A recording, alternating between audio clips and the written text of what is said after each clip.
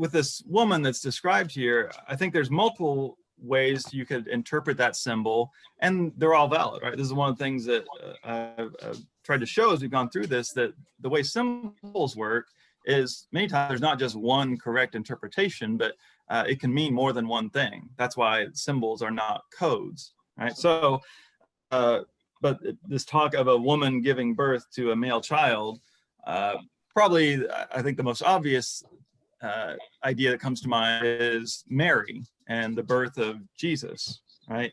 And so this is where I always want to make the case that your nativity scene needs to have a dragon in it, because the dragon's there trying to devour the baby. And so again, she literally does this, and yet you can read the gospel stories. Jesus' birth was not celebrated by everybody, right? You have King Herod, who is killing all the male children that are around the same age, so in an attempt to protect his power, right? And so this talk of the dragon doing these things when the child was born, that could be an allusion to that, massacring the infants.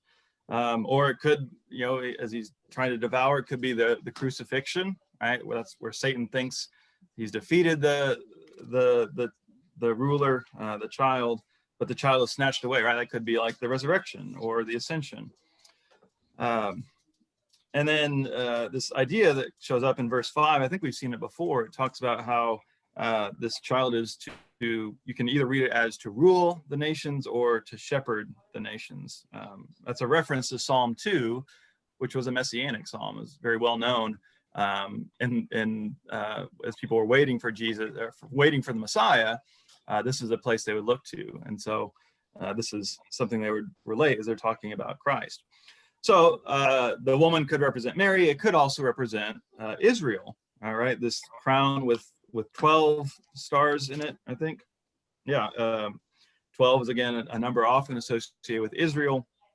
The Messiah comes from Israel, right? So this image of the woman giving birth. So the Messiah comes through Israel, and his purpose is to be a light to the nations, right? So it's got the sun and the moon and all these things, but evil forces were working against Israel from inside and without. And you see, I mean, the Old Testament is a story of how they struggled to,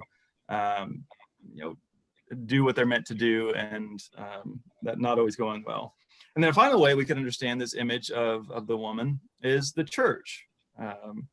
And again, it's mixing metaphors a little bit, but the church is considered the bride of Christ. And later in verse 17, he'll talk about the rest of her children, which seems like a pretty clear reference to Christians.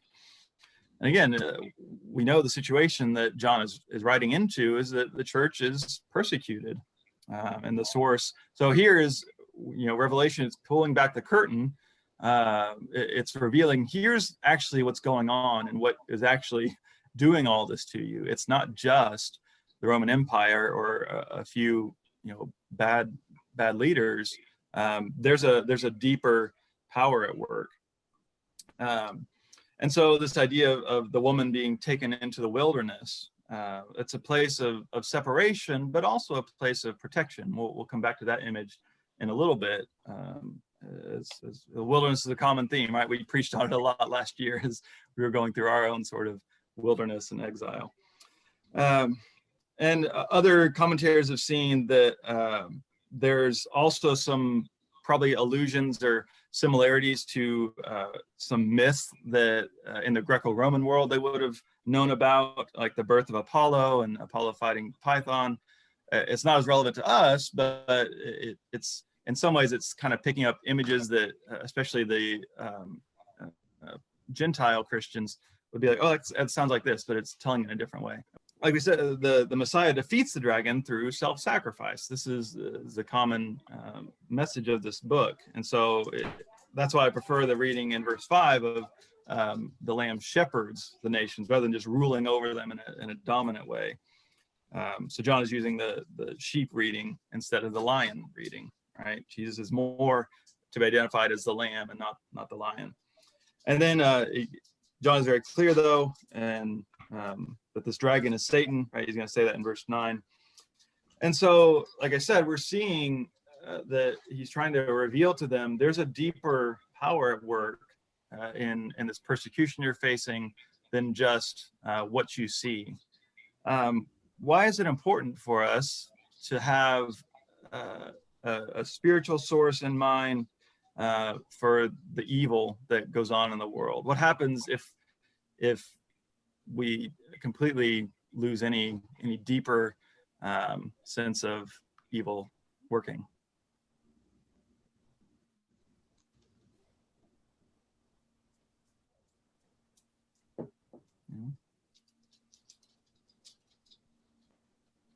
I'm slow. Could you ask that question again? Yeah, sorry.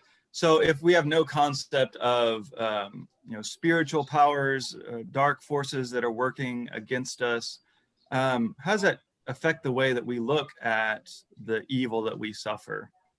Right? If it's just bad people doing bad things. I think we have a tendency to point the finger at those people, and you start asking, well, we got to do something about those people, right? If people cause all the problems, well, then the solution is to get rid of those people. Yeah, those people, right? You gotta, yeah, exactly. It's all the ones that we determined have caused the problems. Yeah. Yeah.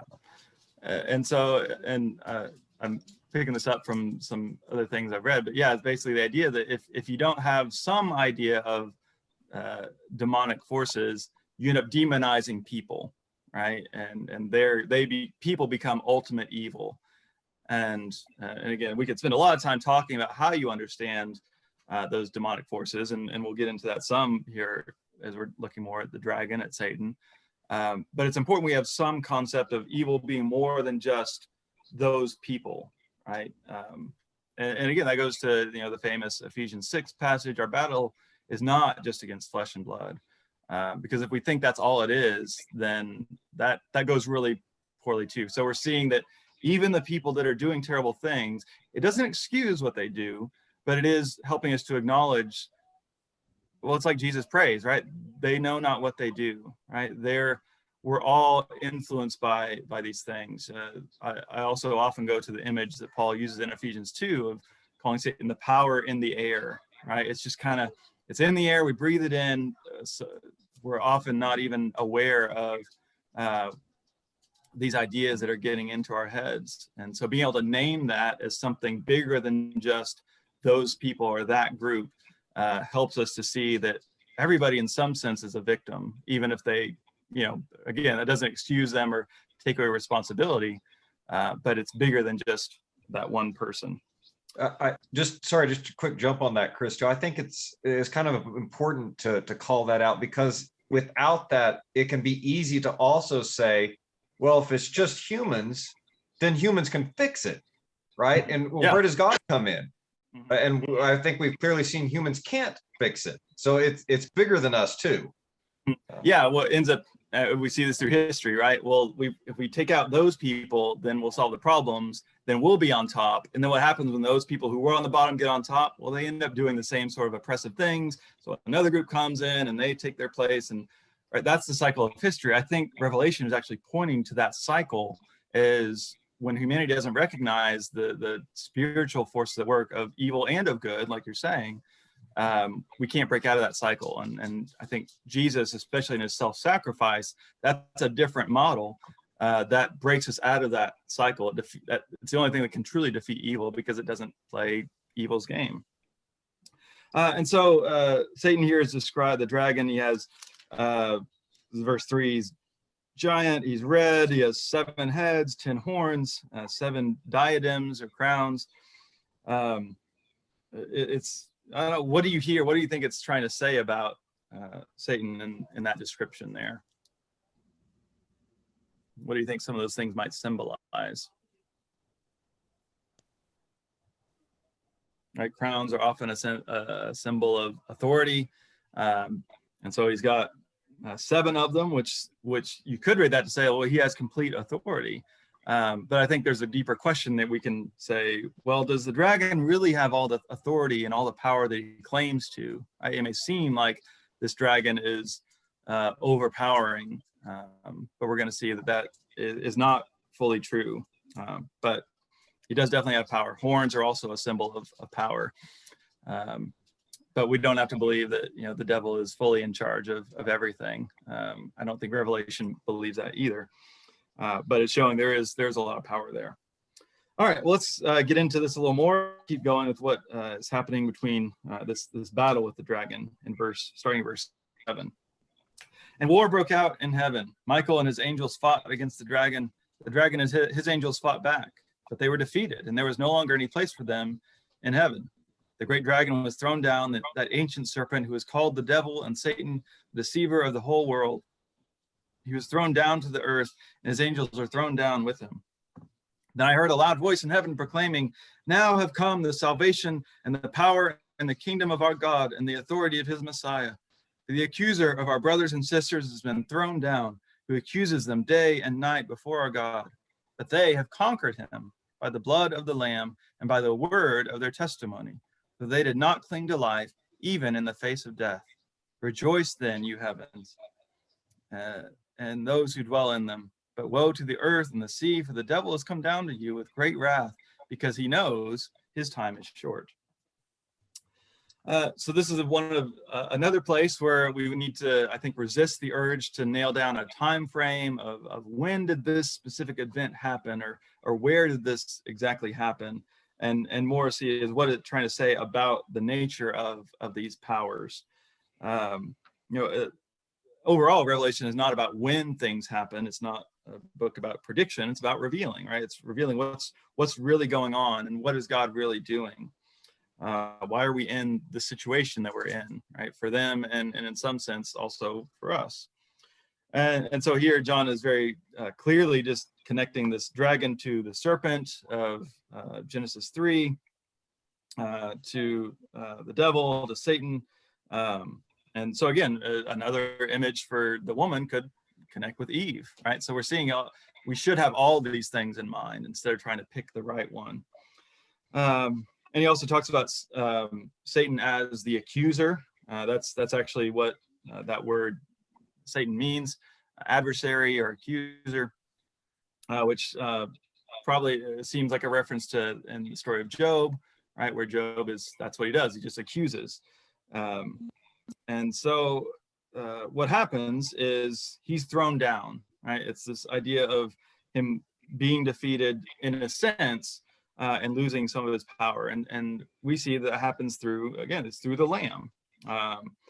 It's Jesus' incarnation, his ministry, his death, his resurrection. All of those are what is defeating the dragon.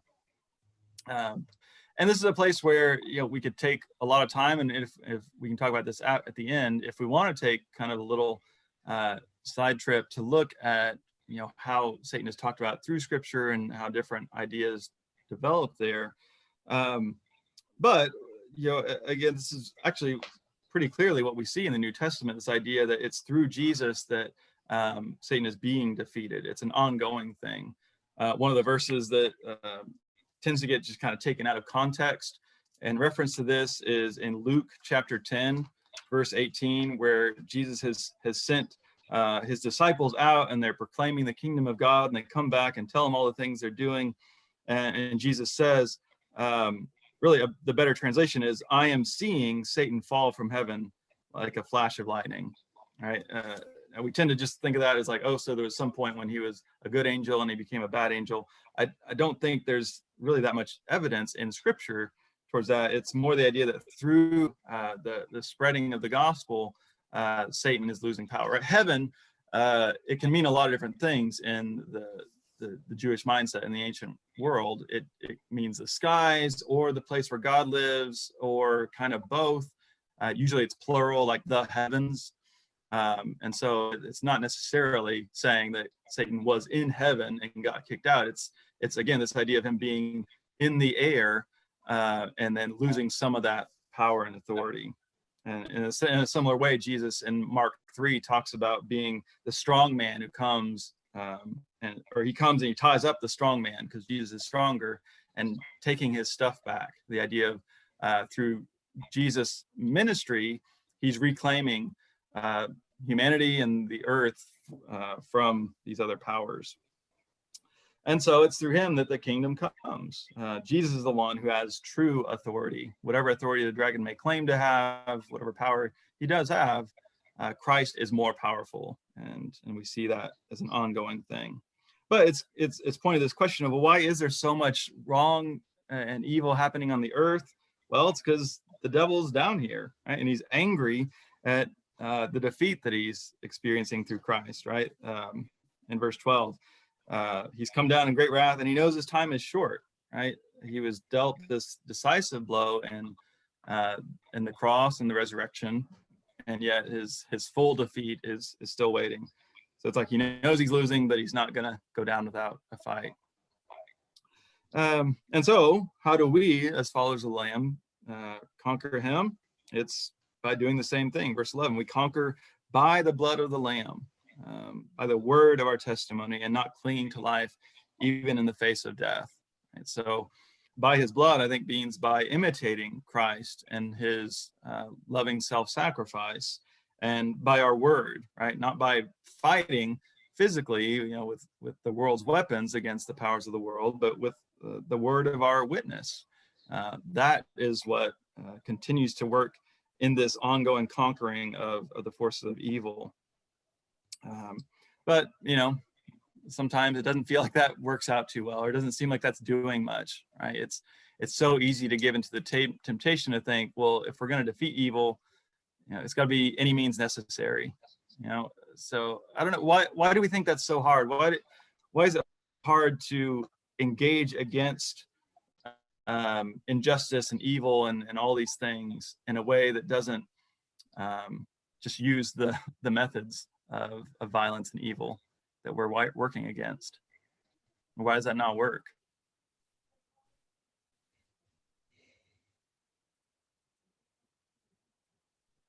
That's a great question.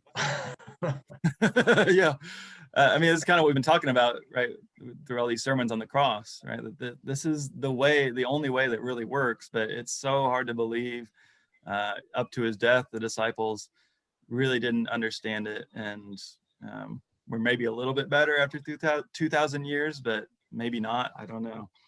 Well, diabolos, diabolos, which is devil, means deceiver, and so we've been deceived.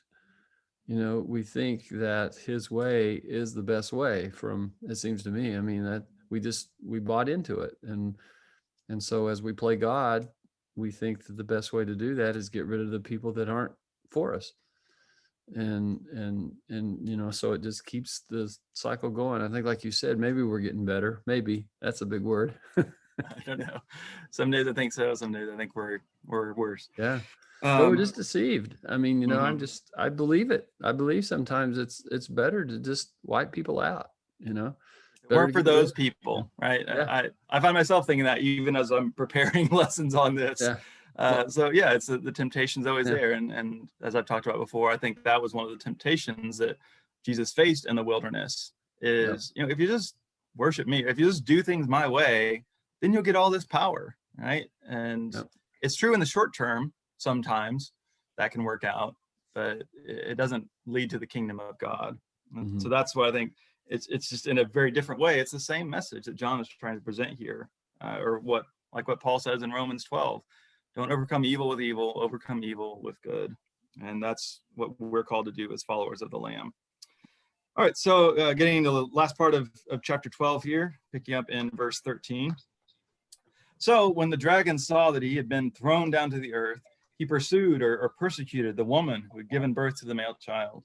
But the woman was given the two wings of the great eagle so that she could fly from the serpent into the wilderness to her place where she is nourished for a time and times and a half a time. Then from his mouth the serpent poured water like a river after the woman to sweep her away with the flood. But the earth came to the help of the woman. It opened its mouth and swallowed the river that the dragon had poured from its mouth. Then the dragon was angry with the woman and went off to make war on the rest of her children, those who keep the commandments of God and hold the testimony of Jesus. So again, looking at the forest rather than the trees, this is just another image of evil, Satan trying to destroy the faithful witnesses to Christ. It was very clear in the first century, and we can still see ways that is happening today, even if it happens in a different way. The same power is still at work.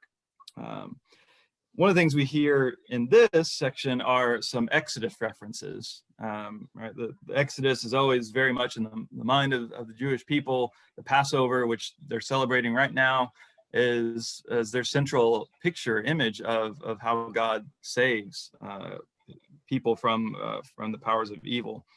And so actually in the book of Ezekiel, it picks up on this, and it describes Pharaoh as a water dragon.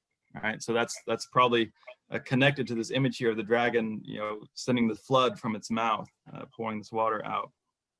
Or there's a verse from Exodus 19 where God says, "You have seen what I did to the Egyptians and how I bore you on eagle's wings and brought you to myself." Right, so verse 14, the woman represents perhaps the church. She's given those wings too. So it's God doing the similar sort of thing. And then again, you get this image of the wilderness, which we saw a little bit earlier. And again, if you know the Exodus story, the wilderness, there's a good side to it and a bad side to it, right? It's a place of scarcity. There's not much, and it could lead to people complaining that they're going to die because they have no food. But it's also a place of God providing, right? They didn't have anything else, so all they could do is rely on God. And that in that sense, the wilderness is a good thing. And sometimes we need a little more wilderness. Otherwise, what happens? We end up just relying on ourselves. And then that same sort of idea is picked up in the prophets in Hosea chapter 2. I love this image of God talking about the wilderness was like a honeymoon between God and Israel, right? That they were just starting their relationship together. And that's when we were really close. And, they obviously had some fights, but they were Israel's reliant on God in a unique way, and that's important. And also this idea of the escaping the waters could kind of also allude to the parting of the Red Sea. And again, in the Hebrew mind, especially water represents chaos, right? You go to the very beginning, Genesis 1, it's this formless, watery void. And so the dragon sending water out can refer to this. He's unleashing chaos, and yet we're still protected. Satan can make things difficult, but he can't ultimately defeat us, and God is for us. And the earth somehow is, I'm not totally sure what it means by that, where it says the earth swallows up this river, but I think mostly it's this idea, especially in their time, as many of them are facing persecution, that yes, this dragon is powerful. The evil is real, and it is causing all these issues, and yet it's not the ultimate power. Right? There are greater forces at work. God is for us, and God is greater. But falling lamb does sometimes feel like we're in the middle of a war. I don't know, what does that look like in our time? Right? We're not facing the bloody persecution of the Roman Empire as early Christians did at certain points, but in what sense are we still fighting this battle that's not against flesh and blood, and yet it manifests in flesh and blood people?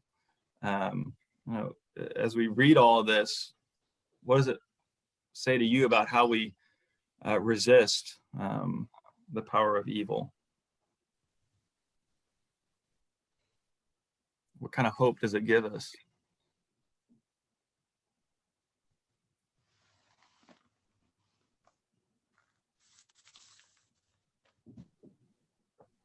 Well, I mean, Go ahead, Steve. Us here, we're not necessarily facing physical persecution, but around the world, there is still a lot of the Christians who are facing actual physical persecution. I think whether it's, threats to our physical life, or whether it's just the pressures to live according to the world instead of according to Christ, I think the encouragement here is Jesus said, you want to save your life, you got to give it up. And we're seeing this here in, verse 11, right? They didn't love their life all the way to death. And yet those are the ones that are going to be reigning with Christ. So I think the encouragement for us is just keep going. Yeah. It's going to come good. Mhm.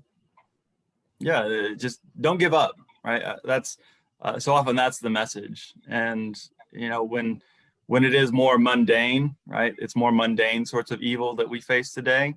It's almost easier to just give in to that because it doesn't seem like it's a big deal. And so part of what the Revelation does here is it's naming that no, this is a bigger deal than what it might seem like. You know, when we have these little temptations to just say a certain thing or indulge in a certain vice, that's on working on a grander scale than what we might see. Bonnie? In Psalm 12, the last verse 8, Mm-hmm. it says, the wicked freely strut about when what is vile is honored among men. And I feel that I live in a culture that is becoming more and more honoring what is vile in all forms of communication, television, movies, magazines.